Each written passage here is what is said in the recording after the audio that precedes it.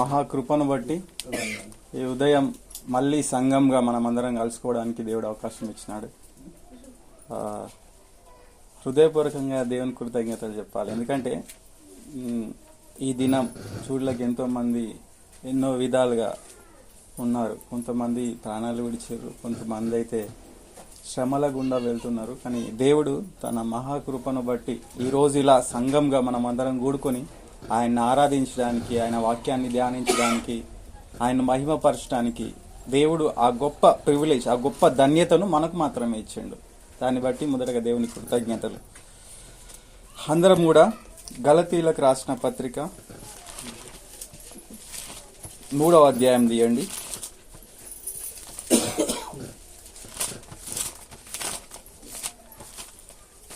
గలతీలకు రాసిన పత్రిక 3వ అధ్యాయము 8వ వచనం నుండి 8, 9 2 వచనాల్ని ధ్యానం చేద్దాం. దీని ద్వారా దేవుని ఆరాధిద్దాం. నేను చదువుతాను, దయచేసి అందరూ తీయండి. గలతీ 3, 8, 9 వచనాలు. ఎవరైనా ఒకరు చదువుతారా? దేవుడు విశ్వాసమూలముగా అన్యజనులను నీతిమంతులుగా తీర్చునని లేఖనము ముందుగా చూచి నీయందు అన్యజనులందరూ ఆశీర్వదించబడుదురు అని అబ్రహామునకు సువార్తను ముందుగా ప్రకటించెను. కాబట్టి విశ్వాస సంబంధులే విశ్వాసము గల అబ్రహాముతో కూడా ఆశీర్వదించబడుదురు. ఒక మాట ప్రార్థిద్దాం. మా దేవా, మా ప్రభువా, నీకు వందనాలు. ఈ వాక్యం మీది. ఈ ఉదయం మిమ్మల్ని ఆరాధించుటకు, మిమ్మల్ని స్తుతించుటకు ప్రభా దయచేసి మీరు మాకు కృప చూపించండి. నీ వాక్యాన్ని సరైన విధంగా అర్థం చేసుకోవడానికి, అదేవిధంగా మా జీవితాల ద్వారా మిమ్మల్ని ఎలా మహిమపరచాలో ప్రభా మీరు మా ముందు మీ యొక్క వాక్యాన్ని స్థిరపరచమని, మాకు నేర్పించమని యేసుక్రీస్తు నామంలో ఈ ప్రార్థన అడిగి వేడుకొనుచున్నాను తండ్రి, ఆమేన్. రైట్, ఒకసారి ఇప్పుడు చదివిన వచనాలని చూడండి.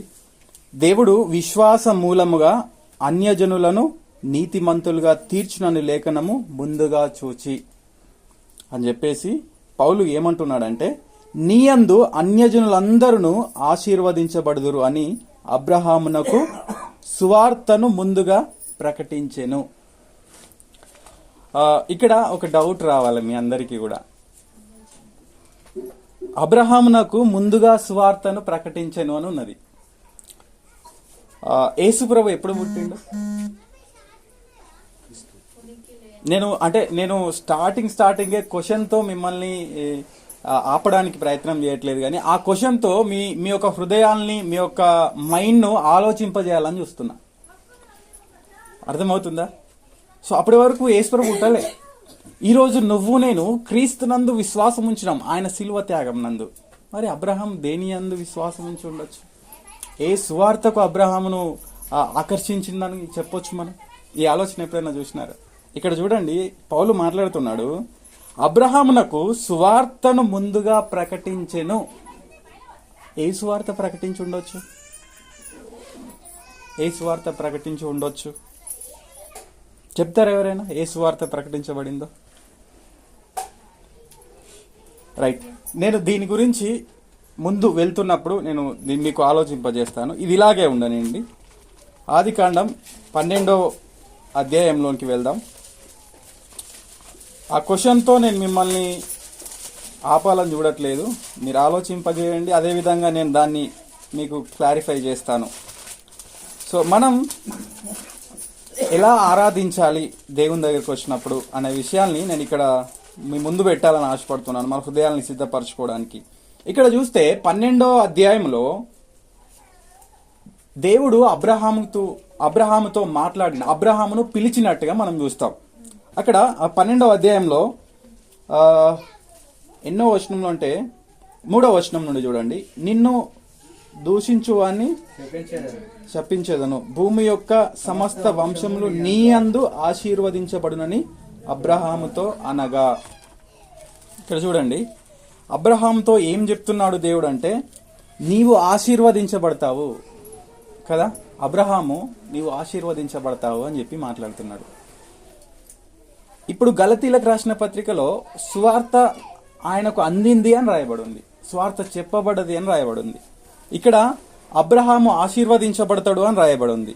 నిన్ను గొప్ప జనముగా చేసి, 2వ వచనంలో, నిన్ను గొప్ప జనముగా చేసి నిన్ను ఆశీర్వదించి నీ నామమును గొప్ప చేయుదును, నీవు ఆశీర్వాదముగా నొందువు. నిన్ను గొప్ప జనముగా చేస్తా, అదేవిధంగా నిన్ను ఆశీర్వదిస్తా, నిన్ను గొప్ప చేస్తా, నీవు అనేకులకు ఆశీర్వాదముగా ఉందువు అనే మాటను ఇక్కడ చెప్తున్నాడు. అయితే అబ్రహాము జీవితంలో ఒక 3 విషయాల్ని మనము జ్ఞాపకం చేసుకోవచ్చు. అదేంటంటే విశ్వాసము, 2వది ఆశ, 3వది ప్రేమ. నేను మీకు చెప్తాను ఇవి ఎలా అంటే, అబ్రహాము జీవితంలో దేవుడు పిలిచినప్పుడు అబ్రహాం యొక్క విశ్వాసము నమ్మకమైనదిగా ఉన్నది, దేవుని దగ్గర విధేయత చూపించినదిగా కనబడుతుంది మనకు. ఇది మొదటి దాంట్లో. ఆయన విశ్వాసం ఎట్లుందంటే నమ్మకం ఉంచిండు దేవుని పైన కంప్లీట్గా. ఇక ఆయన యాక్చువల్గా ఊరు ఒక ప్రాంతం, ఒక చిన్న ఊరు, విలేజ్, ఆ పేరే ఊరు. అక్కడి నుండి దేవుడు పిలుచుకున్నాడు. పిలిచినప్పుడు ఆయన ఏమీ ఆలోచించకుండా వచ్చేసిండు. నేను బ్యాక్గ్రౌండ్ చెప్తా చూడండి. ఆయన ఆల్రెడీ అక్కడ తన యొక్క వృత్తిని చేసుకుంటా ఉన్నాడు, శిల్పకారుడిగా ఉన్నాడు, ఆయన విగ్రహాలు తయారు చేసుకుంటా ఉన్నాడు ఆ ఊరు అనే విలేజ్ దగ్గర. అలా చేస్తుంటూ అప్పటికి అన్యుడే ఆయన, కానీ దేవుడు అబ్రహాం అని పిలుచుకున్నాడు. ఆయన ఏం చేసిండు తెలుసా, అన్నీ వదిలేసుకొని వచ్చేసిండు. ఇక్కడ చూడండి, మొదటి వచనం చూడండి. యెహోవా నీవు లేచి నీ దేశము నుండి, నీ బంధువుల యొద్ద నుండి, నీ తండ్రి ఇంట నుండి బయలుదేరి నేను నీకు చూపించు దేశం నాకు వెళ్ళుము. చూడండి, దేవుడు పిలిచినాడు. ఈయన ఏం చేసిండు అక్కడ, ఆయన పైన పూర్తి నమ్మకం ఉంచిండు. సగం నమ్మకం ఉంచలే, పూర్తి నమ్మకం ఉంచిండు. అంతేకాకుండా ఇంకేం చేసిండంటే ఆ మాటకు విధేయత ఉంచిండు. ఇది మొదటిది. రెండవది ఏంటంటే ఆశ ఏంటి అబ్రహాం జీవితంలో అంటే, దేవుడు నెరవేర్పు కోసం ఆయన ఎదురు చూసిండు. జరిగిందా మీకు అర్థమవుతుంది? ఇటు చూడండి అందరూ, ఆయనకు పిల్లలు లేరు అప్పటికి. ఆల్రెడీ 75 ఇయర్స్ 75 సంవత్సరాలు అయిపోతుంది. కానీ దేవుడు చెప్పిన వాగ్దానం ఏంటంటే, నీకు 100 సంవత్సరాల వరకు కుమారుణ్ణి ఇస్తాను. సో ఇక్కడ ఆల్రెడీ అయిపోతుంది. ఆయన ఏమనుకోవాలి, సంవత్సరాలు. మనము కొన్ని రోజులు లేట్ అయితేనే మన ప్రార్థన దేవుణ్ణి క్వశ్చన్ చేస్తూ ఉంటాం, దేవా ఎప్పుడు చేస్తావు, ఎప్పుడు చేస్తావు, ఎప్పుడు చేస్తావు అని. నోవాహు జీవితంలో ఎన్ని సంవత్సరాలు ఆ ఓడం తయారు చేయడానికి, ఫ్లడ్, అక్కడ ప్రవాహం వస్తుంది, దేవ ప్రవాహం వస్తుంది, ఏదో వస్తలేదు ఇంకా అని ఏమన్నా క్వశ్చన్ చేసిండా? అబ్రహాం జీవితంలో చూడండి, నువ్వు అనేకులకు తండ్రిగా ఉంటావు, నిన్ను ఆశీర్వదిస్తా, నీ యొక్క తరము నుండే అన్ని తరాలు వస్తాయి అని చెప్పేసి అన్నాడు. అది జరిగిందా లేదా? ఇస్సాకు రావడం ద్వారా జరిగింది. ఇక్కడ చూడండి, అంటే ఆయన యొక్క ఆశ వేచి ఉండేలా చేసింది దేవుని పైన. మూడవది ఏంటంటే ప్రేమ. దేవుని యొక్క నిబంధనకు ఆయన పునాదిగా పెట్టుకున్నాడు. ఆయన విశ్వాసంలో దేవుని యొక్క ఆ నిబంధన చేసుకున్నాడు కదా ఈయనతోని, దాన్ని ఆయన ఫౌండేషన్గా పెట్టుకున్నాడు. దేవుడు నాకు నిబంధన చేసిండు. నేనేం చెప్పాలనుకుంటున్నానంటే, సువార్త ఫలభరితమైన జీవితంతో దేవుణ్ణి ఆరాధించాలి. ఎలా మనం ఆరాధించాలి తెలుసా? సువార్త ఫలభరితమైన జీవితంతో. అబ్రహాము జీవితము సువార్త ఫలభరితమైన జీవితంతోనే ఉంది.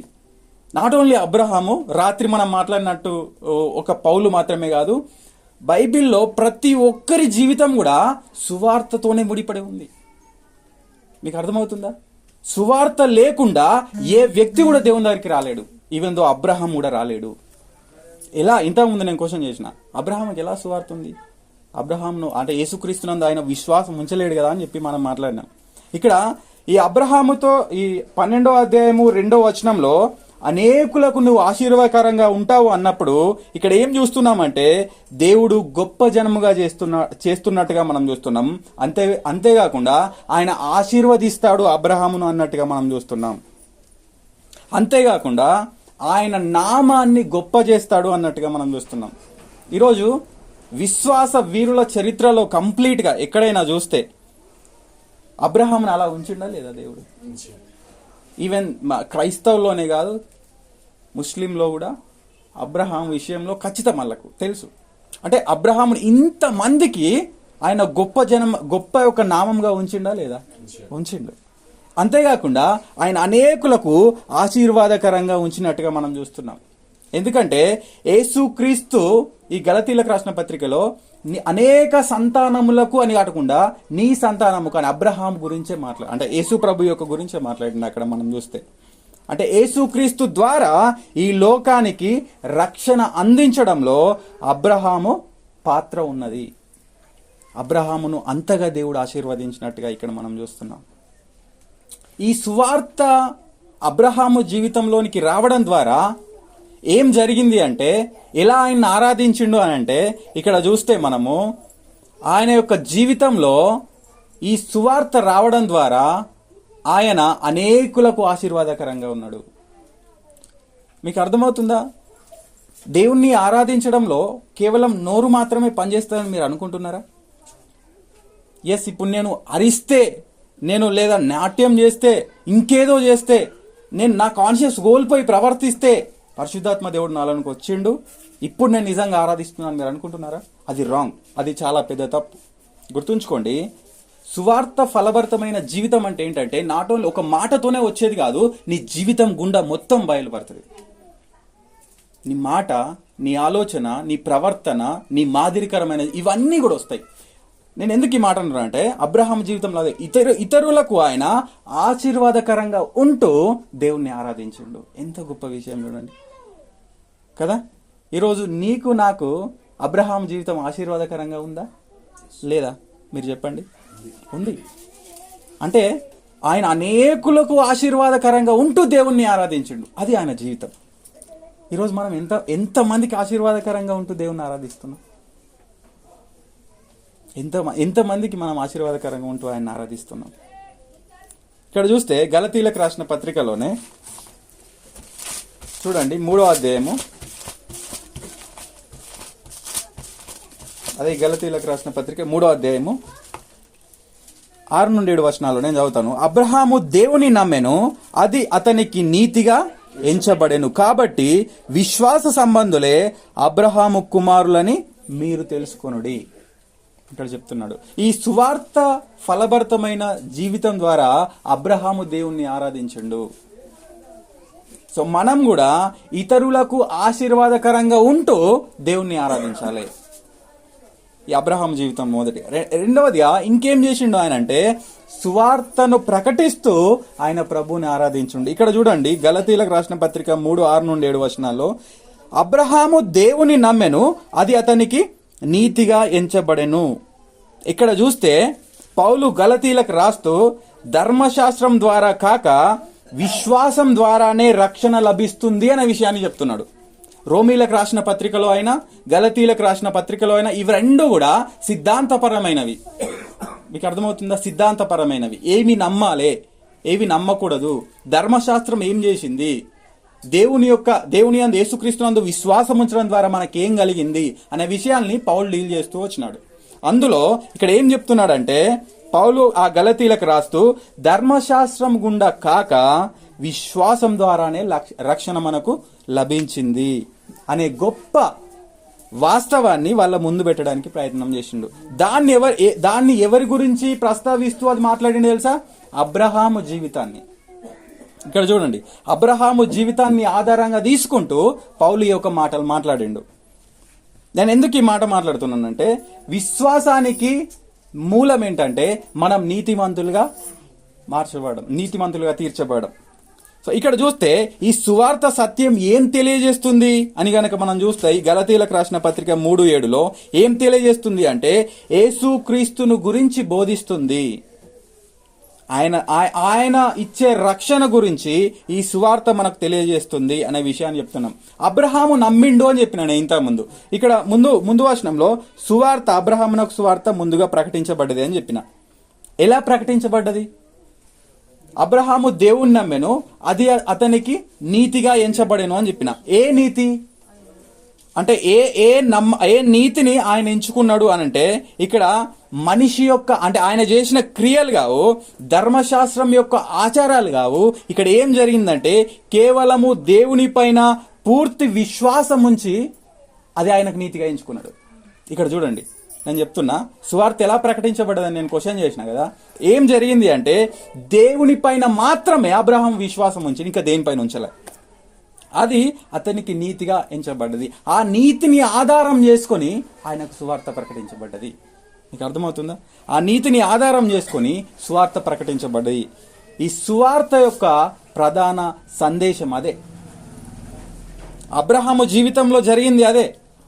ఆ సువార్త సత్యాన్ని ఈయన సాక్షిగా ఉన్నాడు. ఎలా సాక్షిగా ఉన్నాడు? ఆయన జీవితం అనేకులకు ఆశీర్వాదకరంగా ఉంది. ఈరోజు ఆయన జీవితము అనేకులను దేవుని యొద్దకు నడిపించింది. ఆయన దేన్నైతే నీతిగా ఎంచుకున్నాడో ఆ నీతిలో ఆయన మిస్టేక్ ఒకవేళ అయిపోతే, ఆ నీతిలో ఆయన పడిపోతే ఏమవు పరిస్థితి మీకు అర్థమవుతుందా? ఆయన యేసుక్రీస్తునందు ఉంచిన విశ్వాసము ఆయనకు నీతిగా ఎంచబడ్డది అని మాట్లాడుతున్నది. సో ఆ సువార్త అక్కడ ప్రకటించబడ్డది. అంటే దేవుని యందు ఉంచిన ఆ రైచియస్నెస్, ఆ నీతి ఆయనకు విశ్వాసంనకు మూలంగా ఉంది. అది ఆయనకు వినిపించబడ్డ సువార్త.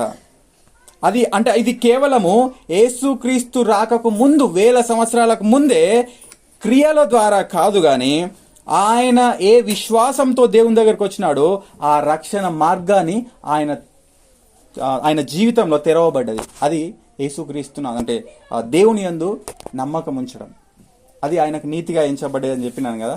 అది ఈ సువార్త ఫలభరితమైన జీవితం ఏం చేస్తుందంటే మన జీవితంలో అనేకులకు ఆశీర్వాదకరంగా ఉంటుంది. అదేవిధంగా దాని ద్వారా దేవునికి మహిమ కలిగేలా, దేవుణ్ణి ఆరాధించేలా చేస్తుంది. ఇంకేం చేస్తుందంటే ఈ సువార్త ఫలభరితమైన జీవితం ఏం చేస్తుందంటే అబ్రహాం ఏం చేసిండంటే సువార్తను ప్రకటించిండు. ఎలా? తన జీవితం ద్వారా ప్రకటించిండు. ఈరోజు నువ్వు నేను విశ్వసించడం, అందుకే విశ్వాసులకు తండ్రి అయిండు ఆయన. అబ్రహాము విశ్వాసులకు తండ్రి అయిండు. ఎలా జరిగింది? ఎలా సాధ్యమో అది అంటే ఆయన దేవుని యందు విశ్వాసం ఉంచినట్టుగా మనం చూస్తున్నాం. అది ఆయనకు నీతిగా ఎంచబడ్డది అని మనం చూస్తున్నాం. ఇక్కడ చూస్తే ఏం చేస్తాం ఇంకొకటి చివరిగా అంటే ఈ ఫలభరితమైన జీవితంతో దేవుణ్ణి ఎట్లా ఆరాధించవచ్చు అంటే మనం ఆత్మీయంగా ఎదుగుతూ దేవుణ్ణి ఆరాధించవచ్చు. ఎలా ఆత్మీయంగా ఎదుగుతూ ఆరాధించవచ్చు అంటే కొలస్సీలకు రాసిన పత్రికలో చివరిగా చూద్దాం. కొలస్సీలకు రాసిన పత్రికలో 3వ అధ్యాయంలో, కొలస్సీలకు రాసిన పత్రిక 3వ అధ్యాయము, ఆత్మీయంగా ఎదుగుతూ మనం ప్రభువుని ఆరాధించాలి.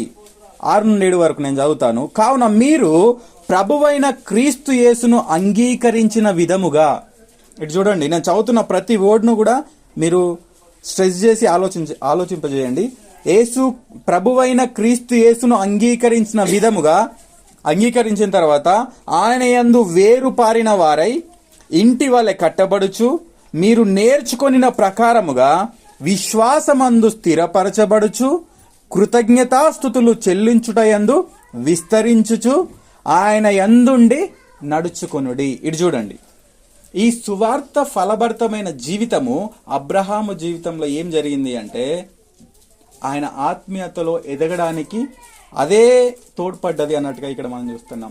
అంటే అబ్రహాము ఆత్మీయతలో ఎదుగుతూ దేవుణ్ణి స్తుతించినట్టుగా, దేవుణ్ణి ఆరాధించినట్టుగా మనం చూస్తున్నాం. ఇక్కడ ఈ రోమిలకు రాసిన పత్రిక పౌలు రాస్తూ అంటున్నాడు, అందుకే 10వ అధ్యాయంలో రోమా 10:17 అంటాడు, వినుట వలన విశ్వాసం కలుగును అని మాట్లాడతాడు కదా. వినుట వలన విశ్వాసము కలుగును, వినుట క్రీస్తును గూర్చిన మాట వలన కలుగును. ఎలా కలుగుతుంది? క్రీస్తును గూర్చిన మాట వలన కలుగుతుంది.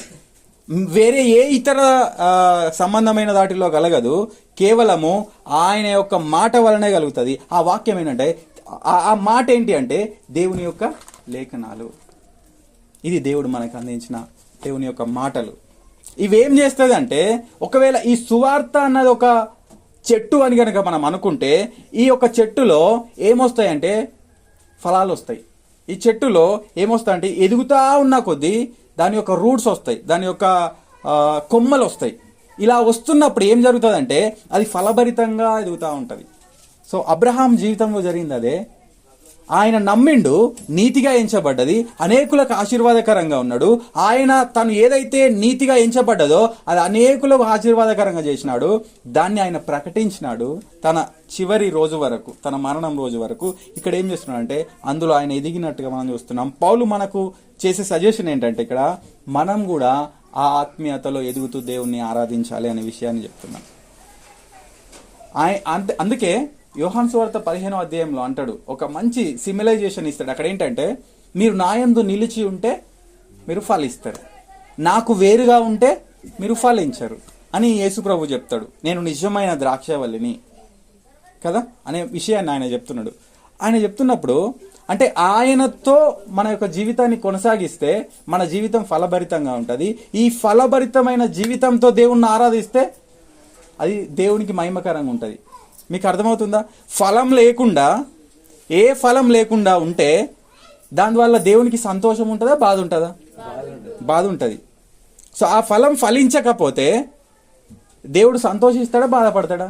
బాధపడతాడు. ఈరోజు నా జీవితంలో ఆ ఫలం, ఆత్మీయమైన ఫలం లేకుంటే నువ్వు ఎంత ఆరాధన చేసినా, నువ్వు ఎన్ని కన్నీళ్లు పెట్టుకొని ఏడ్చినా అది నిష్ప్రయోజనం. అబ్రహాం జీవితంలో జరిగింది అదే. ఆయన ఆత్మీయంగా ఎదుగుతూ ప్రభువుని ఆరాధించండు. ఆత్మీయంగా ఎదగకుండా కాదు, ఆయన సువార్త ప్రకటిస్తూ ప్రభువుని ఆరాధించండు. ఆయన అనేకులకు ఆశీర్వాదకరంగా ఉంటూ ప్రభువుని ఆరాధించండు. ఈరోజు నువ్వు నేను ఎట్లా ఆరాధిస్తున్నావు? అందుకే ఇంతకుముందు నేను రాసుకున్నా, యాక్చువల్గా నాకు గుర్తుండదని నేను రాసుకున్నా. పాటలు పాడేటప్పుడు కలక్క కావచ్చు, నా స్తుతి పాత్రుడా నా యేసే, అదే కదా మీరు పాడింది. నీ కృపయే నాకు జీవన ఆధారము, నీ కృపయే నాకు జీవన ఆధారము. నిన్న రాత్రి నేను అది ఆ అక్క వాడుతున్నప్పుడు ఆలోచిస్తున్నా, చప్పట్లు కొడుతూ ఆలోచిస్తున్నా. రాత్రి పౌలు అక్కడ 9వ అధ్యాయంలో నేను చెప్పినది గుర్తొచ్చింది. ఆయన జీవన ఆధారం ఏం పెట్టుకున్నాడు? సంఘాన్ని హింసించుట. ఇక్కడ విశ్వసించిన తర్వాత ఒక వ్యక్తి దేన్ని ఆధారం చేసుకోవాలని ఆ యొక్క భక్తుడు రాసినాడంటే ఆయన కృపను ఆధారం చేసుకోవాలని చెప్తున్నాడు. నీ కృపయే నాకు జీవన ఆధారం. నేను ఆలోచించిన, దేవా నా జీవితంలో నేను మాట్లాడుతున్నా, ఇట్లా పాట పాడుతున్నా కదా కాంగ్రిగేషన్లో, నేను నిజంగా నా జీవితంలో నీ కృపయే నా జీవితానికి ఆధారం అని నేను అనుకుంటున్నాను. అసలు ఇది అబద్ధమా? లేకపోతే తెలుసా, చాలా మంది ఆ వేషధారులు ఎక్కడో లేరు, క్రైస్తవ సమాజంలోనే ఉన్నారట. ఒక భక్తుడు ఉన్నాడు. నిజం, మనం చాలా అబద్ధాలు మాట్లాడతాం, చాలా అబద్ధపు పాటలు పాడతాం. అక్కడ నేను మిమ్మల్ని అనట్లేదు, గుర్తుంచుకోండి. అందుకే పాట పాడేటప్పుడు, దేవుణ్ణి ఆరాధించేటప్పుడు ఒకటి నేను రాసుకున్నాను, అందుకోసమే. ఇంకా అక్క కూడా పాడింది, జోష్నక్క. నా ప్రాణ ప్రియుడా యేసురాజా అర్పింతును నా హృదయార్పణ. అర్పిస్తున్నామా నిజంగా? మన హోల్ హార్టెడ్గా నా జీవితాన్ని మొత్తం దేవునికి అంకితం చేసిన, నా జీవితంలో ప్రతి అణువు చూస్తే దేవుని యొక్క తలంపే కనబడుతుంది. నా తలంపు ఈ లోక సంబంధించిన ఏ శరీరాశ, నేత్రాశ, జీవడంబం ఉండదు అని నువ్వు చెప్పగలుగుతావా? నువ్వు పాట పాడుతుంటే అది గుర్తుంచుకో, భయపడు అది పాడుతున్నప్పుడు. మీకు అర్థమవుతుందని మాట్లాడేది? మనం పాట పాడేటప్పుడు ఏ హార్ట్తో పాడుతున్నాం, నీ హృదయంలో ఏ హార్ట్ ఉంది. ఇక్కడ ఒక వ్యక్తి ఈ రకంగా అన్నాడు, దైవభక్తి గల వ్యక్తి తాను ఏం చెప్తాడో, ఏం చేస్తాడో జాగ్రత్తగా చూసుకున్నట్లే తాను ఏమి ఆలోచిస్తాడో కూడా జాగ్రత్తగా చూసుకున్నాడు దైవభక్తి గల వ్యక్తి అని మాట్లాడుతూ, ఇది అన్ని సమయాల్లో ముఖ్యమైంది, కానీ ముఖ్యంగా ఆరాధన సమయంలో ఇంకా ముఖ్యమైంది. ఇటు చూడండి, ఒక దైవభక్తి ఉంది అని చెప్తున్నాం కదా, అది తను ఏం చేస్తాడో ఆయనకు అర్థమవుతుంది, ఏం చేయాలో జాగ్రత్త వహిస్తాడు, ఏం ఆలోచించాలో జాగ్రత్త వహిస్తాడు. అయితే ఇది అన్ని సమయాల్లో ముఖ్యమైందే, కానీ ముఖ్యంగా నువ్వు ఆరాధించేటప్పుడు ఇంకా ముఖ్యమైంది అని చెప్తున్నాడు ఇక్కడ ఒక గొప్ప దైవజనుడు. ఏం ఆరాధిస్తున్నావు? నీ ఆరాధన అబద్ధాలైతే దేవునికి మహిమ రాదు. మీకు అర్థమవుతుందా? ఇంతకుముందు అన్న కూడా, అంటే నేను ఇది అన్నతో మాట్లాడుతూ చెప్పిన, ఇప్పుడు అవకాశం వచ్చింది కూడా చెప్తున్నా. ఈ ట్రాక్ సిస్టమ్ ఏంటంటే మనల్ని దాని వైపు నడిపిస్తుంది. అన్న ఇంతకుముందు, అన్న మిమ్మల్ని టార్గెట్ చేయట్లేదు, నేను ఎదుగుతూ మిమ్మల్ని దేవుళ్ళు ఎదిగింపజేయాలని ఆశపడుతున్నా, ఆ ట్రాక్ పెట్టు అంటున్నాడు అన్నతో. అంటే మన ధ్యానము ట్రాక్ పైన పోయింది, దేవుని పైన కాదు. నేను ఆరాధించేది, అన్న మీరు ఏదో పాట వాడారు, నీ ప్రేమ నాలో మధురమైనది. ఎంత ఎంత గొప్ప మహాప్రేమ. ఎఫెసీలకు రాసిన పత్రిక 2వ అధ్యాయంలో మనం పాపులుగా ఉన్నప్పుడు, మనం ఇంకా చచ్చిన స్థితిలో ఉంటే దేవుని మహాప్రేమతో మనల్ని ప్రేమించిండు అని అక్కడ ఉంటుంది. ఇది క్రియల వల్ల కలిగింది కాదు అని చెప్పి మాట్లాడుతుంది. ఇది దేవుడు ఉచితంగా ఇచ్చిన బహుమానము, రక్షణ. ఈ రక్షణను అనుభవించినప్పుడు ఆయన ప్రేమను ఎట్లా ప్రకటిస్తావు? అసలు నీ జీవితం ఎంత, నీ హృదయంలో నుండి వచ్చే ఆరాధన ఎంత గొప్పగా ఉంటుంది. ఈరోజు స్త్రీల నుండి ఒకరు చేయండి చేయండి బ్రతిమలాడాల్సిన అవసరం లేదు. పురుషుల నుండి ఒకరు చేయండి చేయండి, నీ హృదయం ఉండలేదు. దేవుణ్ణి నువ్వు రక్షించబడ్డ తర్వాత నీ హృదయం సైలెంట్గా ఉండదు. నాకు రాదు అన్ను అనవు. నీకే మాట వస్తే ఆ మాటతో దేవుణ్ణి ఆరాధిస్తావు. నువ్వు నీ హృదయం నిమ్మలంగా ఉండదు, నీ హృదయం స్థిరంగా ఉండదు. దేవుణ్ణి ఆరాధించండి, నీ జీవితం అసలు సైలెంట్ ఉండనే ఉండదు. అబ్రహాం జీవితంలో అదే జరిగింది. ఇది ఎలా జరిగిందంటే సువార్త ఆయన నమ్మిండు, అది ఆయనకు నీతిగా ఎంచబడ్డది. ఈరోజు మనం ఏం నమ్ముతున్నాం? ఆ నమ్మిన దాంట్లో మనం దేవుణ్ణి ఎలా ఆరాధిస్తున్నాం? దయచేసి అందరం కళ్ళు మూసుకుందాం.